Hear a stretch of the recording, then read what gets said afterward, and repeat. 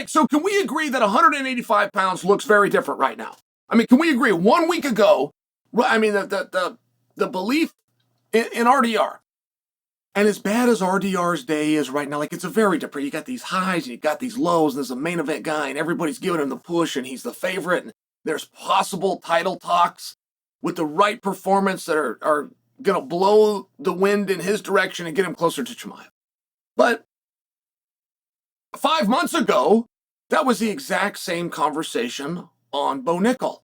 So then Bo's got to go through it. And Bo's got to read all these bad things about him and all the people that believed, and he's going to be the number one contender, and Bo versus Chimaev, and now he's got to start back up. It's just the sport. You've really got to be able to overcome that, and it's an interesting position that you find yourself in.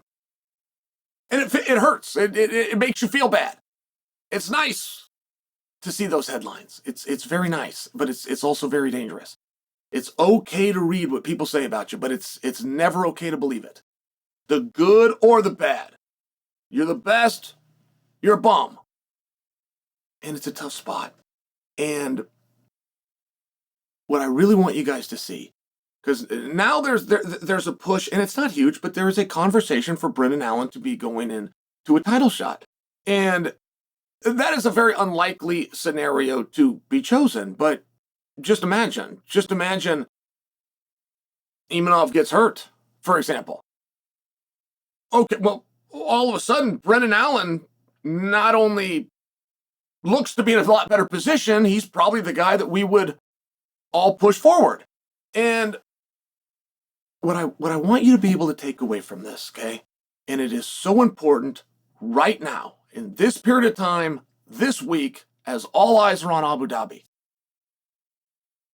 We can't move the heavyweight division until Surreal and Tom get done. We cannot operate on this foregone conclusion that Tom is going to be king. We just can't. And the very big takeaway of seeing Brendan Allen and RDR is the sport is designed, when it's at its best, to be man against man, to be skill against skill, to be technique and experience versus technique and experience. But what we do see is when you involve a fatigue or an exhaustion, RDR hurt himself by dominating the first round. There's something that used to go around our sport a lot. Joe Rogan would use the term very often, and it's been gone for a number of years, but the term was just simply an adrenaline dump. But an adrenaline dump is a very real thing. When you find yourself, particularly in a fight, that celebration you see at the end, where guys are celebrating, that's not the excitement that it appears to be to the audience. What that fighter is actually demonstrating with that emotion and that celebration is relief. That's what he's really feeling. Oh, it's over. And then why is that so good? Because I didn't blow it. Because I knew the entire time I'm faced with fight or flight. I'm trying to fight this guy, and I got a voice in my mind saying, get out of here. The safe thing to do is to get out of here. The safe thing to do, even in defeat, is to find a way out of here in one piece. And that's the battle that you're going through. So that relief you see at the end is, oh, thank goodness, I didn't blow it. And RDR comes out. RDR's got these takedowns. I mean, this guy can do everything. He is a very excellent fighter. And he even demonstrated it in the first round before fatigue got built in. But one of the things that caused this fatigue was the dominant first round. He gets this takedown. The crowd goes crazy. He wasn't really expecting to get the takedown. Like, he comes out, he's dry, everything's perfect. He steps across, right? He's got the side whizzer on his feet. He steps across. There's this trip, which is more of a judo technique, and it's very fancy when it happens. And when they land, he reacts the right way. Brendan does not. Next thing you know, RDR's in a full mount. Well, now he's got an opportunity to finish the match. And as soon as that goes through your head, because what you're feeling in that moment is a relief. Oh, I got him. But you don't. You don't. You're close. You're closer. You're going in the right direction, and that is what causes the adrenaline dump. The excitement met with, oh crap. The excitement of, I've got about 30 seconds left, faced with, no, I got 21 minutes left. It's one of these things, and I feel that is what fighters will often come out. And the media is quick to jump on it, and the fighter and the social media is quick to accept it because it's a very hard thing to understand and explain. But they will talk about, I had a bad weight cut.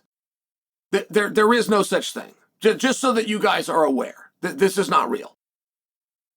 The weigh-in is a day before. It's very hard for me to explain to you how long that is, but that there is no such thing as a bad weight cut yesterday that affects today. That just isn't real. And I didn't know about this, or I had some injuries going into camp, or no, there's a fatigue that you reach, but you can reach it for different reasons. It is true that if you weren't in shape, you didn't train properly, that you can reach that fatigue. That is true, but it doesn't go hand in hand. If you didn't train properly, it's not just your conditioning that's off, so's your timing. It's not that your gas tank is going to run out fast, but your jab was right on point, and hooking a guy up and stepping in and having all these mechanics. No, if those things are on point, then you were training properly. There's other reasons where you could reach an exhaustion, and if you don't want to reach it again, you better have a very realistic conversation with yourself. So, we talk about the control of emotions, and fighters get very good at that on their way to the cage. They get very good over time of controlling those emotions in the locker room. They're very good over time when the announcements are happening, when the crowd is erupting, when the crowd's behind you or the crowd's behind you, staying in your moment. They get very good at that. They don't, even with experience, get much better of dealing with the adrenaline dump, dealing with the excitement or the relief of finding yourself in a safer and or better and or dominant position. I've seen fighters lock up guillotines and they go back, and it's early, and they know the fight is over. They've got him in the guillotine, and something happens. Something happens, and there's a reaction, and the guy doesn't tap, and their arms begin to get tired, and all of a sudden the guy's head pops out. Now you're on your back because you had the guillotine. Now you've given up position. You've had the adrenaline dump. You're fatigued. It's one of the most common positions where you, the audience, would be able to observe an adrenaline dump. Is that early shot to a guillotine to the back. Do I think I got, oh my God, I don't have him. And it so often does not work out for the guy that almost had the submission. And I share that with you because that is what happened with RDR. And the entire landscape of that division has now changed. And could Surreal get the jump on Tom? Yeah. Could Tom beat Surreal, but he doesn't beat him easy? Right? Tom's got a very weird game he's got to play here. Tom's not only got to get rid of Surreal, he's got to get rid of him quick. This is the first common opponent to John Jones. It's the first one. So how John did with Surreal versus how Tom did with Surreal, there's a lot on it. There's a lot going on where it very much changes the storylines going into next week. And if there's anything that we learned from RDR and Brennan Allen, so we can't really set up matches for 185 pounds until we get that match done. And we can't really set up matches at heavyweight till Tom and Surreal finish this contest.